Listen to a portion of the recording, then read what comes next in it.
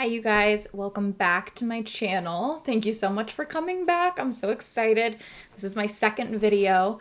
I decided in today's video that we would focus on how to get the flawless base. The goal of my channel is to be very beginner friendly. So I've had a lot of people who have no idea where to start in makeup ask me all the time, how do I apply foundation without it looking cakey? How do I cover up my dark spots or my under eye circles or my acne? So today I kind of cover all of my tips and tricks, and it's kind of an all-inclusive, all-in-one video on how to get the most perfect, flawless base. Again, I'm not a professional makeup artist. This is just what I do personally every single day to make sure that my foundation, my concealer, powder, blush, bronzer, highlight, make sure it all blends in and kind of looks like the skin. The goal of makeup at the end of the day is to express yourself and live as your best self. The goal with having a flawless base is to make it look like skin. And to me, my goal is to make it look as if I'm glowing from within. If you want to see how to get the most flawless base, then just keep watching. Okay. So, to get a flawless base like I usually do, like I said in my last video, I usually start off with a primer. Before that step, I usually try to start with a moisturizer. So to kind of start out and explain my skin type, I would describe myself as combination, normal combination, I guess. I used to describe myself as combination oily because I would get oily in the T-zone, which is right here. So normally throughout the day, I collect a lot of oils in my nose. So that's kind of the targeted area where I want to keep the most matte because I know throughout the day I'm going to get oily. Mixture of just sweat and oils throughout the day. So for today, for my moisturizer, I use the Waterfall Glacier Water Cream. I got this in my BoxyCharm a couple of months ago. I don't use it that frequently because it does make my face very sticky, but I was extra dry today, so to kind of compensate for that dryness, I used a stickier, tackier moisturizer. And then I also used some of my Kopari Coconut Rose Toner. This also makes my face kind of sticky, but if I am putting on makeup afterwards, I find that it's a good way to get my makeup to kind of stick to my face. I want to talk about primers a little bit. So I usually use a combination of a couple of primers. I have, just kind of looking at my face, we'll scoot a little bit closer. I do have some prominent pores right here next to my nose. A lot of women have these. I also have some prominent pores on my chin and above my eyebrows. So to get technically a flawless base, you want to make sure that those pores are filled in. My favorite pore filler, and I have not been able to find one at the drugstore that is the same as this, so this is a little bit more pricey, but I find that it works the best, is the Tarte Timeless Smoothing Primer. It looks like this. This is the little sample size, and I find that it works the absolute best. So it is a putty-like texture, so I just take my finger, get a little bit and get a little amount and smooth it into those pore areas where I really, really want those pores to just disappear. And I do kind of a stamping motion with my finger. So I'm not swiping, I'm just pressing it into my pores.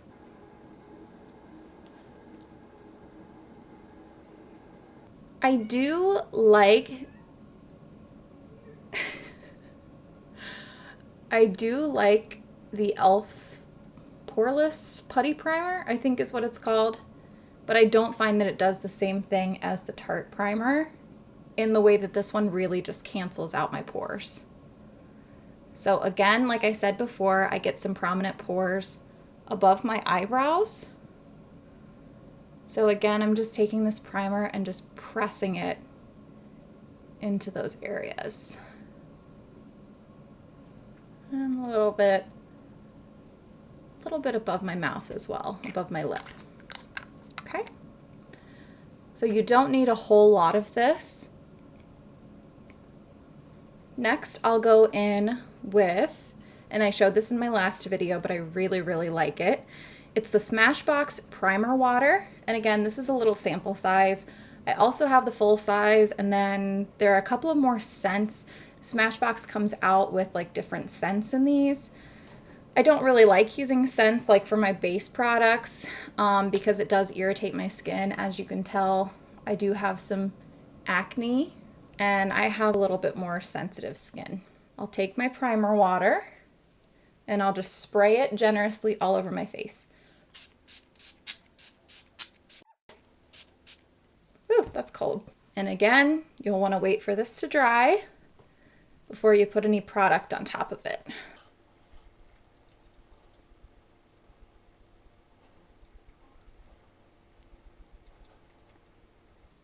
So I kind of have a love-hate relationship with primers. Those two that I just showed you, the Smashbox Primer Water and then the Tarte Poreless Primer, I do find that those make a difference. Any other primer, I mean, it's kind of a love-hate relationship. Sometimes I think primer helps your makeup last longer and helps it apply better. Sometimes not so much. And I really don't like a lot of drugstore primers unless they're hydrating. I do love a couple of drugstore primers. One of them is from Wet n Wild, and that one's really good. It's a hydrating one, but I can't remember what it's called. But I do really like hydrating primers from the drugstore. So talking about different skin types, if you have a different skin type than mine, the foundations that I like, you may not like the same. So if you have oilier skin, you'll secrete a lot more oils, technically on the areas where combination normal people don't normally get oily. So like I said, I get oily along my nose, right next to my nose, like on the apples of my cheeks, and then on my chin. If you're a true oily person, you'll basically just get shiny all over your face throughout the day. If you have very dry skin, that's classified as, you know, your skin feeling kind of tight. You may have some flaky spots, some dry patches. There are different foundations that cater to different skin types. So I will kind of show you one foundation that technically works all across the board, whether you're dry, whether you're oily, whether you're combination, or whether you're normal. The foundation that I love the most, this is my holy grail foundation. I love this baby. It is the Catrice HD Liquid Coverage Foundation. This is around, I want to say $10, $11 at Ulta. The shade range is horrible. I'll be quite honest about that. The shade range is awful. It caters to lighter skinned people rather than darker skinned, and I really wish Catrice would change that. As far as consistency goes, it is more of like a droplet foundation. So it has this little dropper, which I'm not a huge fan of.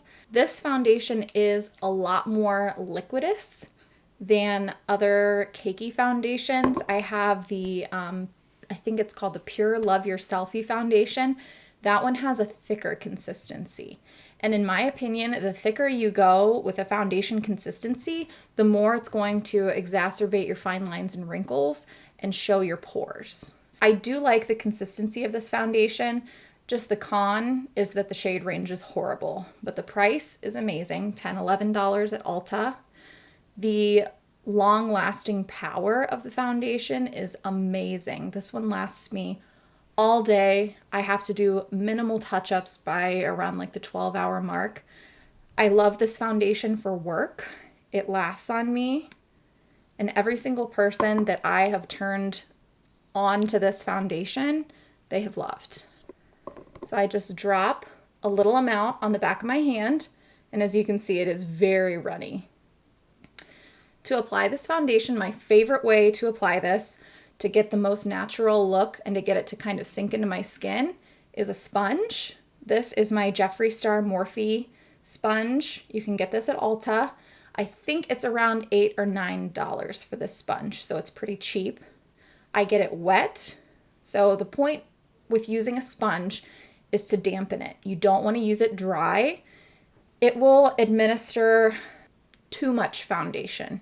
If you get it damp, The sponge will absorb some of the foundation and take away some of the heaviness and the cakiness. So I'll just take it directly off the back of my hand. And I usually start on my cheeks. You can start anywhere you want. It does not matter.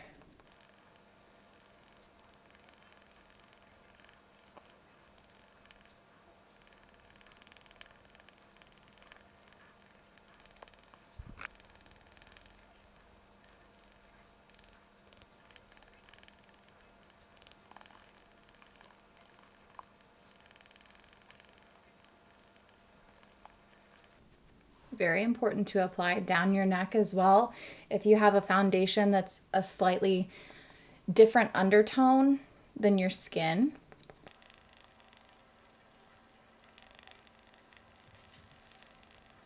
So if it looks like this foundation doesn't really match or is slightly too yellow, I promise it is just the camera. In real life, this foundation actually fairly matches me and matches my undertone. So it is just the lighting and the camera. So now we have our foundation fully on. This is considered a medium coverage foundation. You can build it to be slightly more full coverage, but you can notice some of the pigmentation on my cheeks. I do have very, very pigmented cheeks, and I have a lot of rosiness to my complexion, even though I am what's considered a yellow undertone, which is a warm undertone. You can tell just by looking at my skin, I have a little bit more yellow, at least in my forearm, than I do anywhere else. So I do consider myself a warmer undertone. Next, we'll go in with concealer. I use the Tarte Shape Tape concealer that I used in my previous video, and I'm in the shade Light Sand. Keep in mind, in the areas that I'm concealing, I want to bring those areas out. I want to draw the most attention to those areas, so the highlighted areas, the brighter areas, are brought out, the contoured areas are brought back. So that's why we contour like underneath our cheekbones, we contour our nose. Generally, contour is placed in the areas that we want to look a little bit slimmer or more defined. So I'll put a little bit of concealer underneath my eyes where I do have a lot of blue pigmentation. And this concealer also has, just like the foundation, it has a warmer undertone to it. So that yellow pigmentation in the concealer is going to cancel out those light blue or purple undertones in my under eyes. I'll also take this on my cheeks where the foundation didn't really cover up my hyperpigmentation. So I'll normally just do like one line here and one line over here. Using that same sponge, I'll blend that concealer out.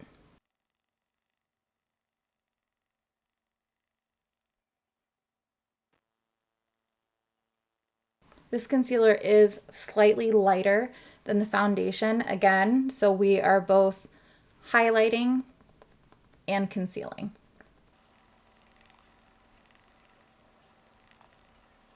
And I really make sure to get around my nose because females typically have hormonal redness, so we get very red around the nose and around the mouth. I know in my last video I talked about how I sometimes use a brush versus sometimes how I use a sponge. It really just depends on what mood I'm in. Sometimes I like the feel of like blending a foundation out with a brush, and sometimes I like the feel of blending it out with a sponge. And today I was feeling the sponge. Just keep in mind that when you are using a sponge, it's going to soak up some of that product.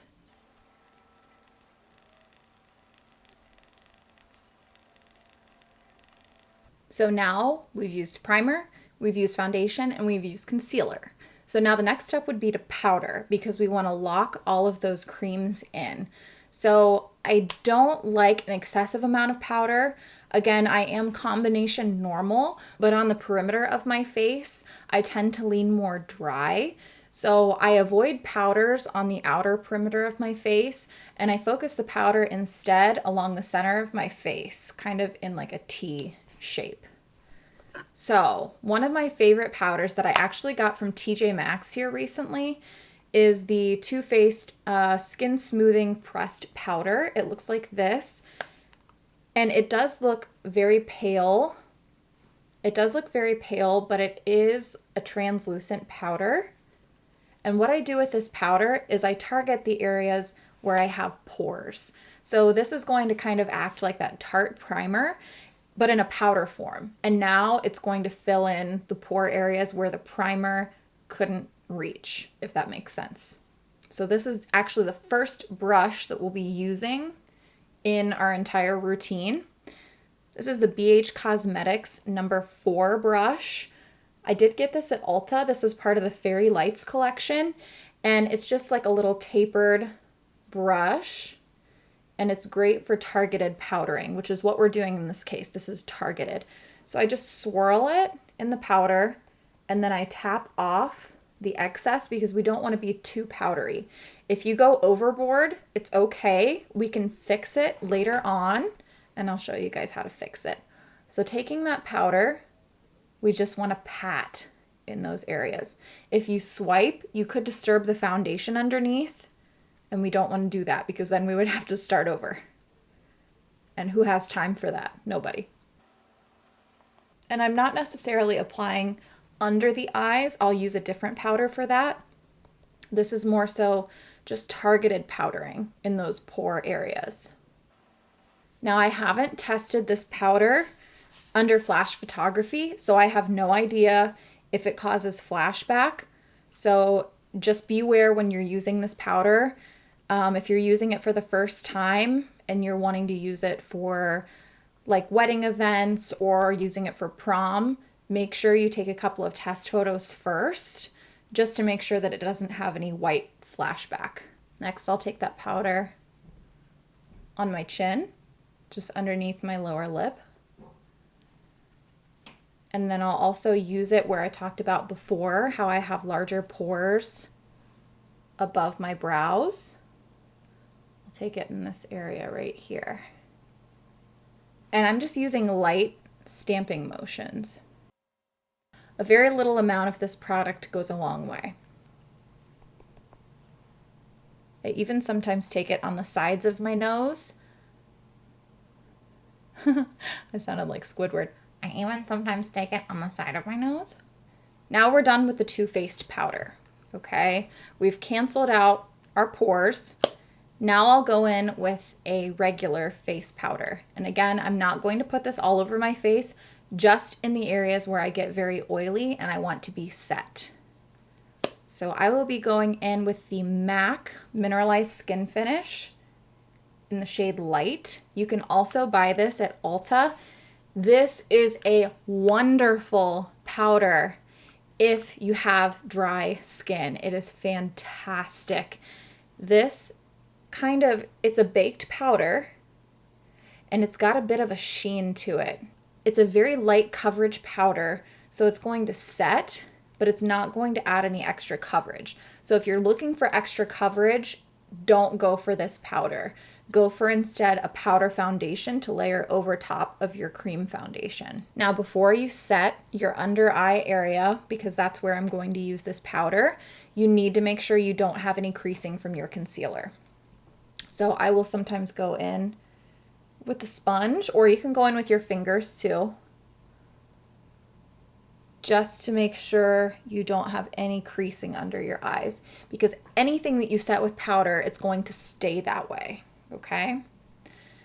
I will actually go in with the same brush that we used that Too Faced powder.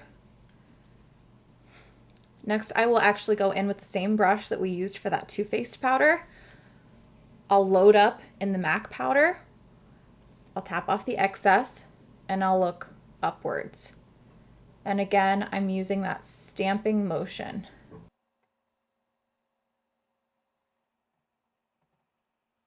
I'll then set my top lip, my smile lines, and then I'll usually briefly sweep over my nose because again, that's where I get the most oiliest throughout the day. So now for a quick review, We've done primer, we've done foundation, we've done concealer, now we've done powder. So after you've used all of your powder and set down all of the creams, you can now go back in with that same Smashbox primer water that we used at the beginning to prime your face, just to sink in all of the powders. Next, we're going to move on to bronzer, blush, and highlight, which is my favorite part. So today I'll be using the Becca Afterglow Sunset palette. In this, there are 2 blushes, 2 highlights, and 1 bronzer. I actually got this palette at TJ Maxx for I think around $12.99, and this normally retails for the upwards of I think $30. We will go in with my favorite Targeted bronzer brush. It does not have a name. Again, I got this off of Amazon in a pack. We will load it up with that bronzer right here. Oop, right here. And you want to bronze on the perimeters of your face just to kind of warm everything up. We're not contouring today. We are just bronzing. So I will put this on my cheeks.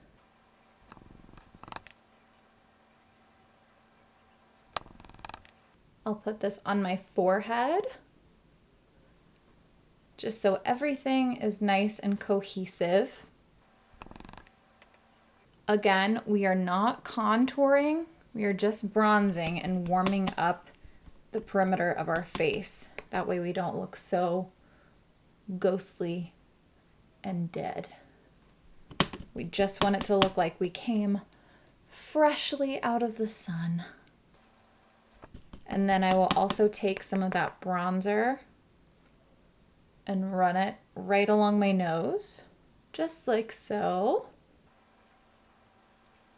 Now you can see it's kind of given us a little bit of warmth. It has given us some definition as far as being underneath our cheekbones, but it doesn't look like we're too harshly sculpted or contoured.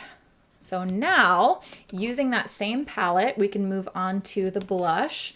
And I will actually be using this blush right here. It is in the shade Flower Child. And I'm going to be using my Japanesque blush brush.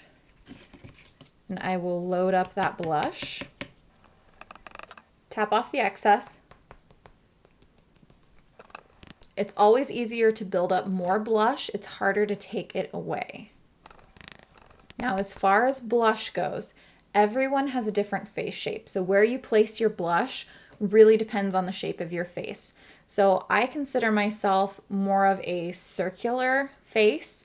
So I kind of change up where I put my blush depending on how I feel that day. Where I have been putting my blush is kind of more so like at the edge of my eyeball, not necessarily right on the apple of my cheek because that makes my face look rounder. I want my face to look more angular. So I'll place it right here, right underneath the outer corner of my eye. And then with whatever excess I have on the brush, I'll work my way inwards and then kind of blend. And I'm not using harsh pressure with this either. You want to use very light pressure. And the same thing as with our bronzer, the same way we applied our foundation, you want to use a dabbing motion. You don't want to use a swiping motion. We'll use that at the end when we're almost done with our blush to kind of blend everything, but I start off with a dabbing motion and then I sweep. So it looks like we have a little bit of a flush. Sometimes I even run a tiny bit, just a tiny bit of blush right on the tip of my nose, right here. Almost like your Rudolph. Now you can tell we've got a very light flush, and that bronzer and that blush have kind of married themselves together. So there are no harsh lines when it comes to our bronzer, and then our blush, which is kind of laying over the top. And then finally, we'll go in with our highlight, which is also included in that Afterglow Sunset palette. And I'm going to be using this shade right here, which is the shade Champagne Pop that they curated with Jaclyn Hill. And I'm going to be using it on my little Morphe Jeffree Star JS4 highlighting brush, and it's a little tapered brush, and this is great for targeted highlighting, which is what we're going to be doing. So when you're using highlight, again, the same thing as using cream highlight. It's used to bring out the areas that you want to stand out. Again, contour and bronzing, you're trying to sink things in. With highlighting, you're trying to bring them out. So since I used my bronzer underneath my cheekbone and kind of hollowed those out and made my face look more angular, now we'll take the highlight and apply on the tops of the cheekbones because we really want that area to stand out. And this actually looks much more intense on the camera than it does in real life, I promise you. And then if it's too intense for you, you can do a multitude of things. You can actually go in with your sponge that you used for your foundation and go over it to kind of dim down the highlight. So now it looks more natural and like it's coming naturally through our skin, like our skin is dewy. Or you can go in with your brush that had a little bit of that powder left over on it, and you can just sweep it over the top of that highlight. And now it takes things down a notch. I also like to highlight, like I said in my previous video, my Cupid's bow, because it makes your top lip look a little bit bigger and more plump. I really love to highlight the bridge of my nose. There is not a single day where I do not highlight the bridge of my nose. And then I like to highlight a little bit over my brows and then a little bit on the tip of my nose. We do not want to look like Frosty the Snowman. Rudolph is okay. Frosty the Snowman is not. So that is our base in a nutshell. That is how you can pretty much get the flawless base. I'm going to go off camera, do my eyebrows and my eyeshadow and my mascara and my lip, and I will be right back. And before you guys click out today, please remember to like and subscribe to my channel, and go ahead and leave me a comment down below on what types of videos you want to see next. I will be continuing my The Face series and kind of elaborate a little bit more on all of my tips and tricks to get the most flawless base, but this video today is just a beginner-friendly version. I will be doing the eye series where we go over how to apply eyeshadow flawlessly, how to emphasize your eyes, how to properly apply winged liner and mascara. So if you can, leave me a comment down below on what you want to see next.